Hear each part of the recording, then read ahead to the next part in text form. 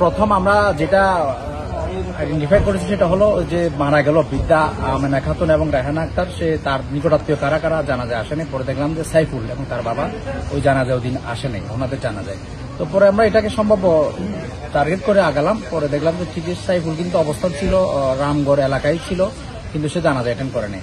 তো পরে আমরা যখন তাকে বিভিন্নভাবে নিশ্চিত হলাম যে সাইফুল একটা হত্যাকাণ্ড ঘটিয়েছে, সে এক এক সময় এক এক রাতে এক এক জায়গায় পলাতক ছিল। সে খৈনি, ফাজিলপুর, ছাগলনাইয়া, তারপর হচ্ছে যে গোপাল এলাকায় আত্মগোপনে ছিল। পরে আমরা আমাদের সার্কেল স্যার নেতৃত্বে আমরা ওখানে অভিযান করি একটানা।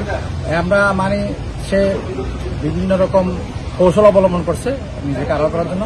সর্বশেষ আমরা প্রযুক্তি সহায়তায় নিশ্চিত হয়ে গতকালকে বিকেলে আমরা গোপাল এলাকা থেকে তাকে গ্রেপ্তার করতে সক্ষম হই এবং সে প্রাথমিকভাবে আমাদের কাছে হত্যাকাণ্ডের কথা স্বীকার করছে। সে ক্ষোভের বসে দাদির কাছে টাকা চেয়ে এসেছিল এবং তার বাবার অধিকার জমির ভাগ চেয়ে ছিল, সেটা ওটা না দেওয়াতে সে ক্ষোভের বসে এই ঘটনা ঘটিয়েছে।